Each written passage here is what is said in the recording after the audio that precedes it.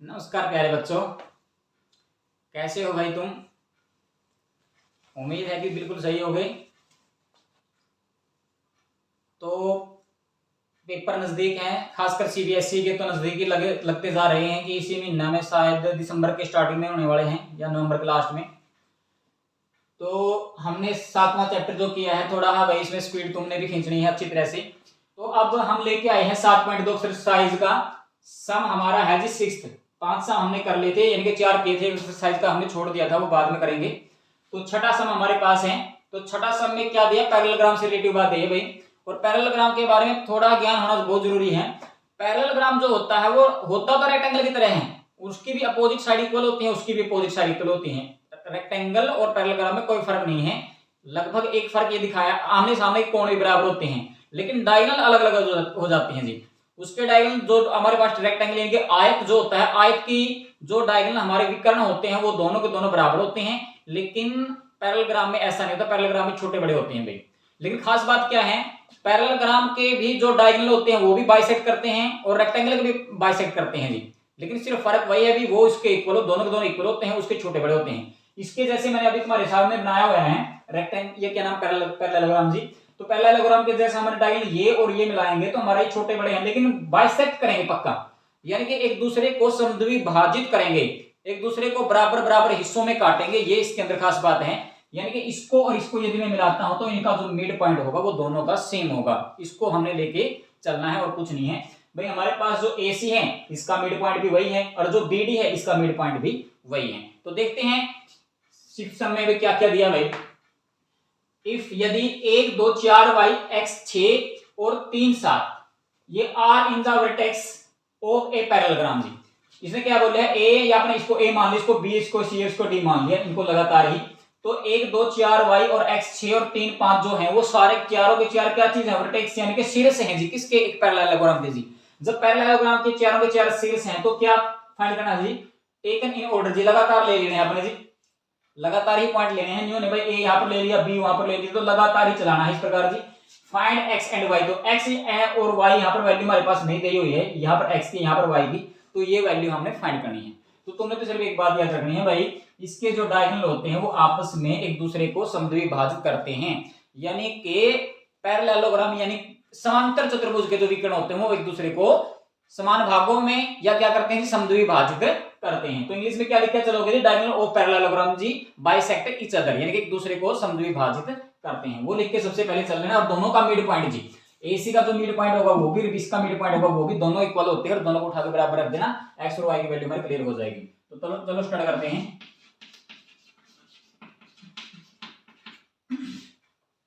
तो सबसे पहले तो यही रीजन लिखो भी पैरेललोग्राम में होता क्या है, वी नो दैट, हम जानते हैं कि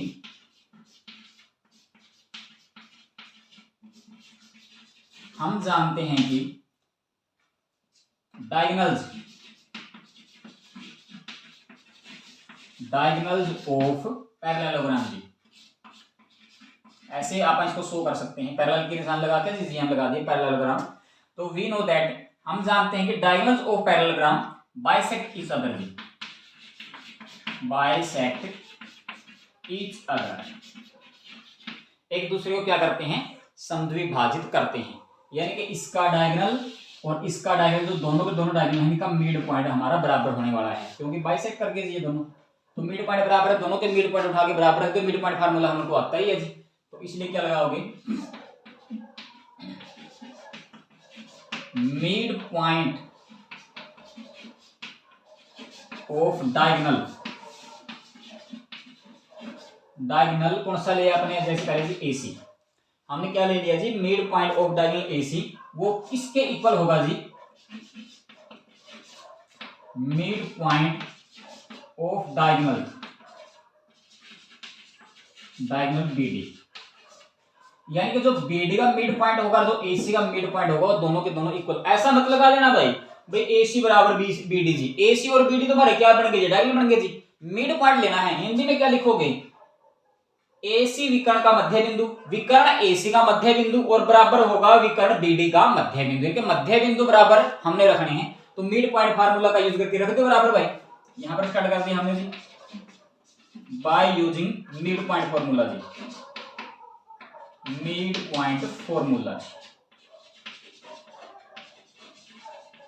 तो मिड पॉइंट फॉर्मूला का यूज करते हुए क्या रखेंगे जी, AC का मिड पॉइंट, AC का मिड पॉइंट निकालने का फार्मूला तो वही है तुम्हारे पास, x1 प्लस में x2 बटे 2 y1 प्लस में y2 बटे 2, ये फार्मूला लगा देना, तो बाद में लिख देना, वो तो फार्मूला पहले बराबर रख देते हैं हमको जी। जैसे हमारे पास पहले वाला क्या है जी,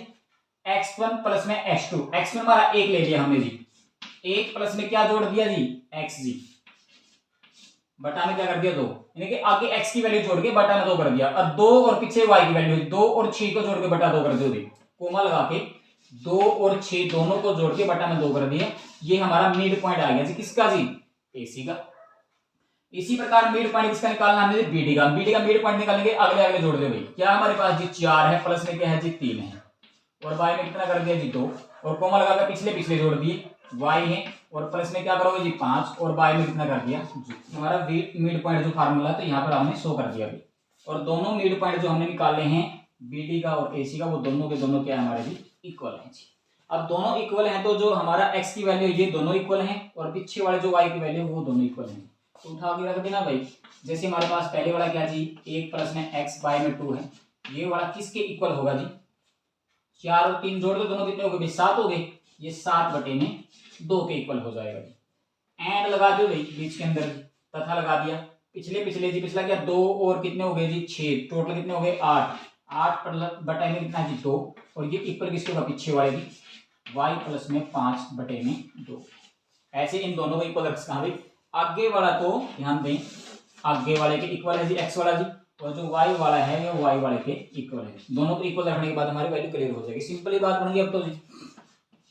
जैसे हमारा 2 है जी, 2 इधर उठा जाओ, चाहे इसको ऊपर ही उठा के ले चले जाओ, तो x प्लस 1 प्लस में x है, और इक्वल है 7 बटे में 2 है, और ये डिवाइड में था, ये मल्टीप्लाई में कर दिया, 2 के साथ में 2 हमारा कैंसिल हो गया,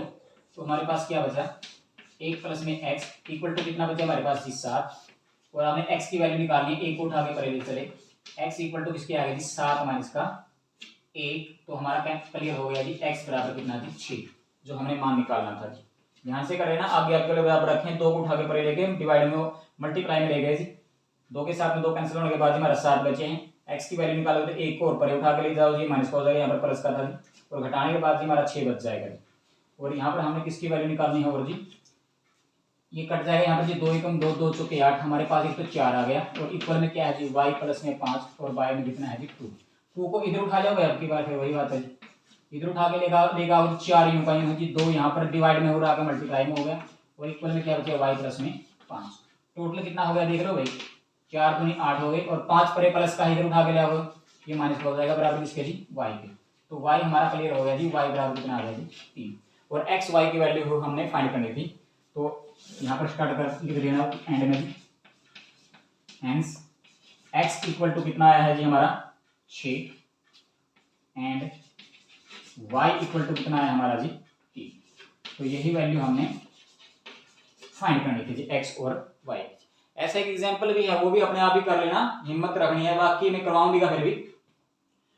सिर्फ ध्यान क्या रखना है कि समांतर चतुर्भुज के जो विकर्ण होते हैं वो एक दूसरे को समद्विभाजित करते हैं, बाइसेक्ट करते हैं। जब समद्विभाजित जो भी चीज करती है, तो एक तो होता प्रतिच्छेद करना, तो काटना कहीं भी काट देगा जी, और समद्विभाजित का मतलब होता है बराबर बराबर हिस्सों में काटना, तो ये हिस्से बराबर होने वाले हैं, तो मिड पॉइंट ये हो गया, ये दोनों बराबर हिस्से, तो ये मिड पॉइंट हो गया, दोनों का मिड पॉइंट बराबर होने वाला है, जिसका AC का भी और BD का भी दोनों का मध्य बिंदु समान है। तो आपने क्या लिख देना है जी,